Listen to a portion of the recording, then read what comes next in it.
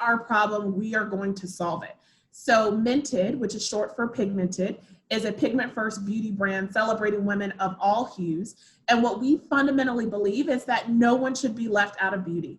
No one should feel like an afterthought. This is one of the most personal industries in the world, and everyone should have their chance to feel beautiful. But that was our kind of light bulb moment.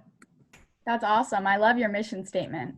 And so I know you've been successful at fundraising for your company, and I was wondering, what are some of the challenges? Difficult for everybody, right? It's like you apparently, as an entrepreneur, have come up with this idea that no one in the world has come up with, right? You have the hubris to say that your idea is stellar and totally differentiated.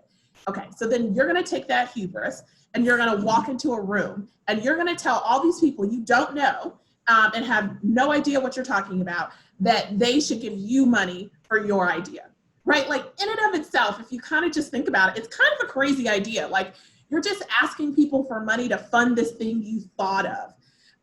And so I think for most people, black, white, yellow, green, woman, man, young, old, it is fundamentally a difficult thing. And so the opportunity is, for our company, my co-founder and I walked into a bunch of rooms to raise money, and white males were sitting across from us.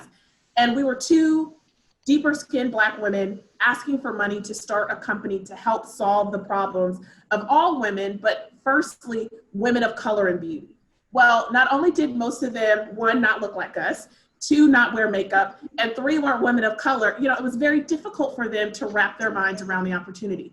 I think startups like myself, startups like Fenty, Fenty's nobody's startup, but just thinking of these companies that have been very successful, help the next company like mine, right? So people who come in the door with an idea like mine, now it's not so foreign or crazy. It's something that people can wrap their minds around. So I think the challenge is you're going to be asking for money. And I think teaching girls to really go after it, to be brave, to say what you want, to not be afraid to ask the question, to not be afraid to be pushy sometimes when you need to be pushy. I think now is the time to speak up and say what you want. And if entrepreneurship is it, I say go after it. Well, thank you so much, Amanda. That was amazing.